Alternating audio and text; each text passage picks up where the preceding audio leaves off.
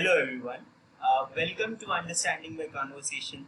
This is your host Akash Bardwaj, and we are going to understand something today that we haven't learned before. As we all know, we are currently affected by a worldwide pandemic which is caused by a virus called coronavirus or COVID-19. Right now, we have with us Akshi Bhardwaj in the studio, who is currently a final year student of MSc Botany from Punjab University. And she is going to help us understand some basic things about this virus and how to fight them. So, hello Akshay. Hi, Akash. Uh, can you help us understand something general about the viruses and how we can fight them? Viruses are mainly the infectious agent of a small size. If we see towards its structure, it is mainly composed of the viral envelope, the protein coat, and a nucleic acid, which forms the viral genome. Over to this viral envelope, it is mainly lipid in nature, and the nucleic acid can either be the RNA or DNA. Let's proceed forwards towards the protection towards the viruses. Whenever we encounter from some disease, first of all, we need to avoid that disease. To avoid that disease, we need to spread some awareness about the disease, how it is caused, its causal agents, mainly whether it is the airborne or the waterborne, how it is spread, and how we can prevent us from that disease. If someone encounters some disease, it needs to be cured. For that, it need to be medicated, and till the vaccination comes. So, Akshi, I understand vaccination is a long process. Vaccination doesn't happen or come overnight. First of all, what I understood from you is we need to have some protective measures, and we need to spread some awareness about the virus and actually know how we can protect ourselves against it. Even then, if somebody contracts a virus, they need to protect themselves. They need to be treated in a facility with some scientific drugs or scientific new methods like plasma therapy. And how can we reach a vaccination stage? What do you think? How long does it take? It can take from months to years to develop a vaccination because it's a long-term process. It needs several steps for its authentication before it needed to be tested in several stages. We can't implement some vaccination at very first stage because the vaccination is mainly the dead strains of some virus, or you can see the infectious agent. Okay. Thank you so much, Akshi. So, can you tell us something more about the viruses? Yes, of course. The viruses are mainly derived from some Latin word, which means slimy mold or the poison. This is a very interesting picture that we have here. You have shown us how a virus envelope breaks when it comes into contact with agent that actually affects its envelope. For example, for coronavirus, the agent is fat.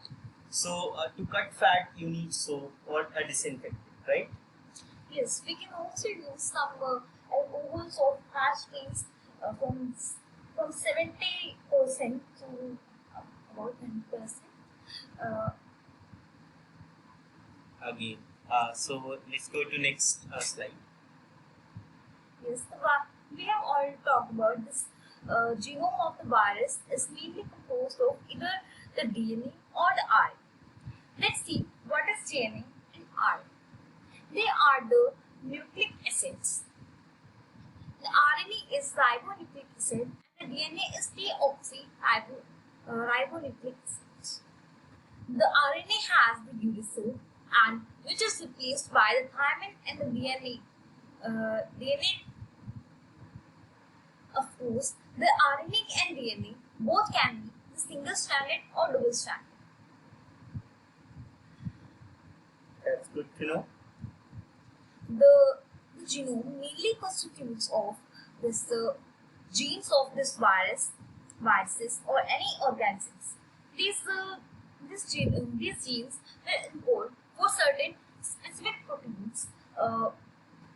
So I understand that viruses have something special about them that makes them unstudyable or something different from animals or plants.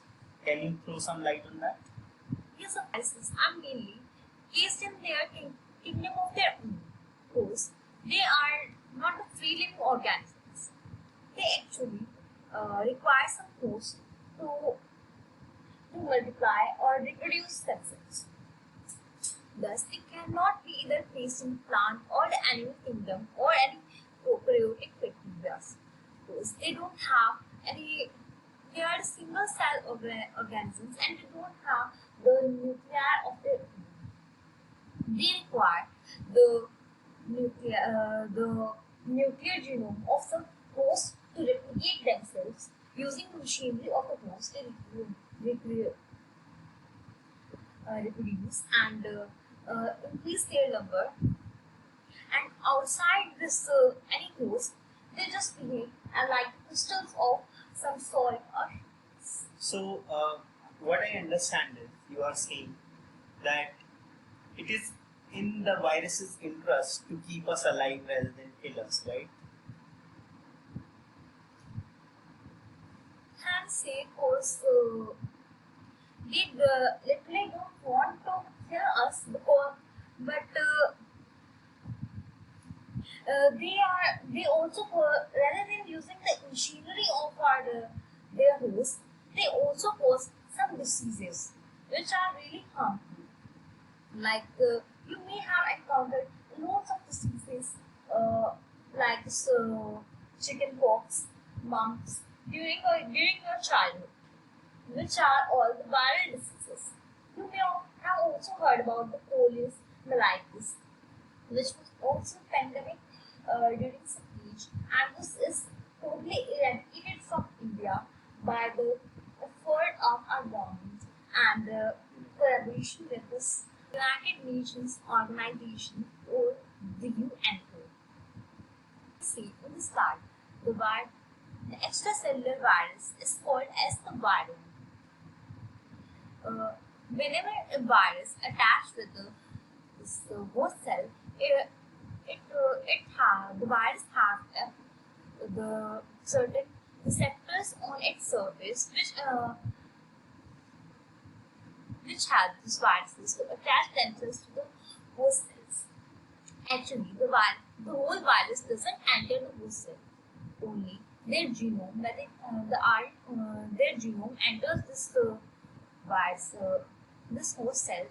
If the virus is RNA virus, then the RNA genome will have to undergo the reverse transcription to form its DNA counterpart.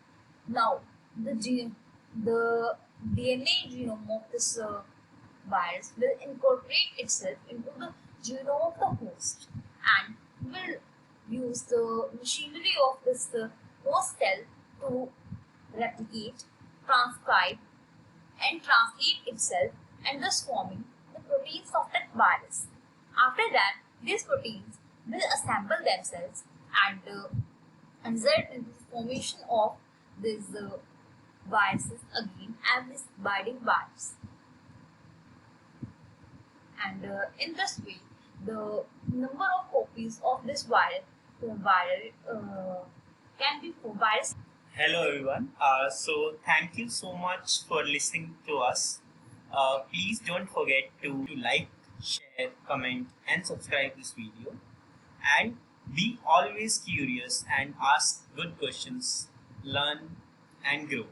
Thank you so much.